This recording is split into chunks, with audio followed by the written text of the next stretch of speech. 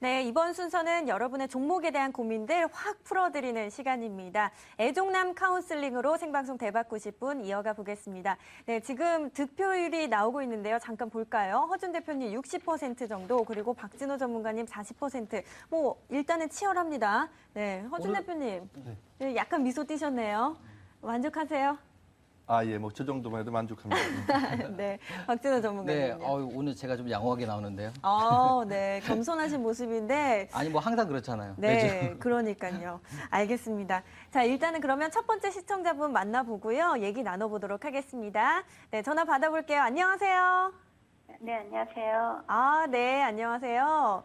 네, 어떤 종목 때문에 지금 전화 주셨죠? 이제 두산이고요. 네. 20% 14만 원이에요. 그러시군요. 지금 뭐 종가 기준으로 봤을 때는 일단은 조금 손실 나 계신데 많이 걱정되실 것 같습니다. 네. 네, 어떤 부분이 일단 가장 궁금하시죠?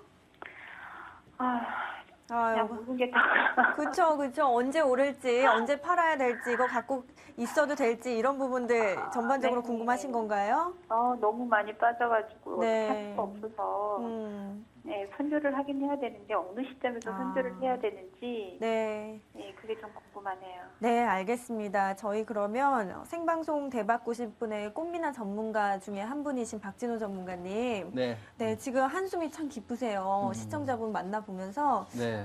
손절 라인까지 좀 정해 주실까요? 일단은 뭐 제가 보고 있는 두산의 그룹에 대한 얘기를 좀 전달해 드리는 게 좀 더 좋을 것 네. 같아요. 그래서 네. 좀 얘기를 해드리면요. 일단 인사 좀 나누시죠. 그렇죠. 인사해야죠. 네. 안녕하십니까. 예, 반갑습니다. 안녕하세요. 예, 네. 목소리 너무 힘이 없으셔서 제가 조금 좀 걱정이 되는데 좀 20%에 14만 원 맞으시죠? 네, 20%요. 제가 좀 차분하게 좀 설명드릴 테니까요. 참고하시고요. 좀 네. 천천히 좀 보셔도 될 것 같아요. 기운 내시고요. 이 두산이란 그룹이 지주사잖아요. 네. 지수의 움직임과 굉장히 좀 밀접하게 관계가 있고요. 제가 두산을 보고 있는데 두산이란 그룹에 좀 특색이 좀 있어요. 칼라가 좀 분명하다는 겁니다. 지주사지만 핵심 사업부가 두 개가 딱 있거든요. 두 가지를 제가 조금 집중적으로 좀 설명드릴게요. 이 두산 인프라코어예요. 네. 중국의 건설기계 사업이 굉장히 성장성이 저하됐습니다. 작년 대비해서 49% 감소를 했다고 보면 돼요. 근데 지금 나오는 뉴스가 만만치 않은 것 같아요. 중국이 추가 부양책 뉴스를 냈던 거 혹시 확인하셨나요? 요 얼마 전에? 네. 네네, 냈습니다. 그래서 내서 네. 중국은 이제 추가적으로 내수의 인프라를 구축해야 돼요. 그러면 건설기계 장비라든가 두산 인프라코어가 갖고 있는 굴삭기에 대한 매출이 굉장히 좀 좋아질 것 같아요. 지금까지 2012년에 매출액이 안 좋았던 부분 때문에 주가가 좀 탄력적이지 못했는데 아직까지 이 부분에 이슈는 살아 있으니까 중국에서 계속해서 부양책을 계속해서 발표하게 되면요. 두산그룹도 이쪽에서 좀 시너지가 날 것 같고요. 조금 제가 좀 기업의 내용을 좀 보면서 좀 설명드리는 게 좀 더 좋을 것 같죠? 한번 좀 차트 한번 보면서 좀 설명드리도록 하겠습니다. 네. 추가적인 부분들을. 자, 지금 기업의 내용을 좀 보시면요. 이렇게 사업군을 가지고 있어요. 좀 보시면 좀 글씨가 좀 작아서 안 보이는데. 네, 말씀해 주시죠. 네. 이런 쪽을 좀 보시면요. 모듈 툴 DB라고 하는데요. 기계 장비 쪽이에요. 기계 장비 쪽의 그 부분들이 매출액에도 차지하는 비중이 한 50%가 넘고요. 대략 한 37%가 기타라고 나오고 있는데요. 이 기타 부분들이 어떻게 보면요. 여기 좀 확인할 수 있습니다. 오리콤이라든가 네오플럭스. 그러니까 바로 이 IT 반도체 부품 쪽이에요. 전자 비지 쪽인데요. 이쪽에서는 굉장히 시너지가 좀 좋게 나오고 있어요. 그러니까 두산은 두 가지로 사업분으로 나왔어요. 기계 장비, 그다음에 전자 비지 쪽인데요. 전자 비지 쪽에서는 시너지가 괜찮습니다. 네, 이쪽에서는 시너지가 괜찮으니까 한쪽은 좋았고 한쪽은 안 좋았지만 이쪽 그 기계 장비 쪽에서 이슈가 살아 있으니까 제가 볼 때는 주가는 조금 더 올라가는 방향으로 좀 보는 게 맞을 것 같고요. 자, 이제 차트는 좀 잠시 뒤에 좀 보도록 하고요. 하나 좀 체크를 해드릴 수 있는 부분들이요.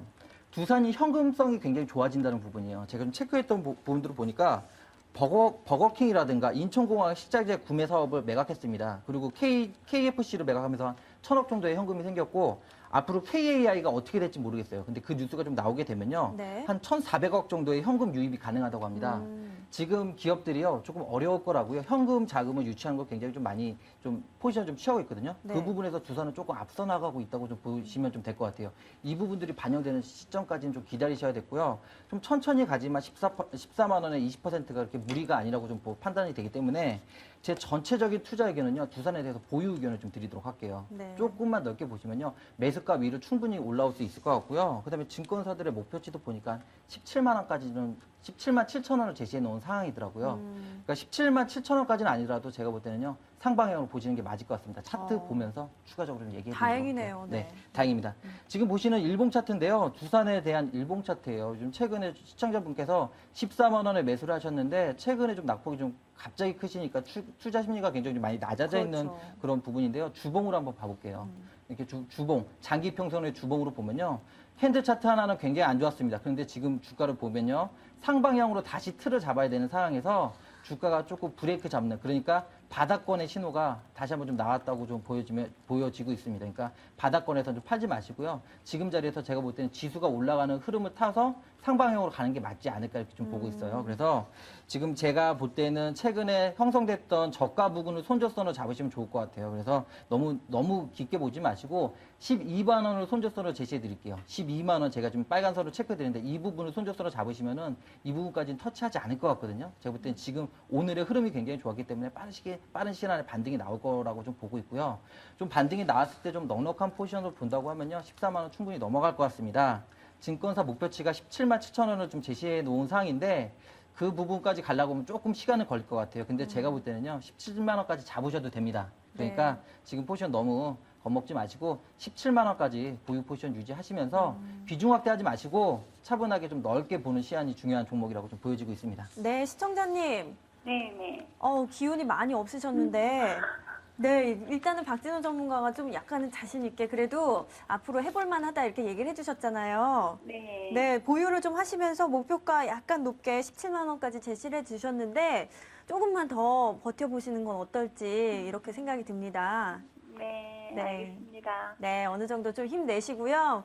네, 생방송 대받고 싶은 끝까지 보시고 오늘 편안한 밤 보내셨으면 좋겠네요. 아, 예, 감사합니다. 네, 감사합니다.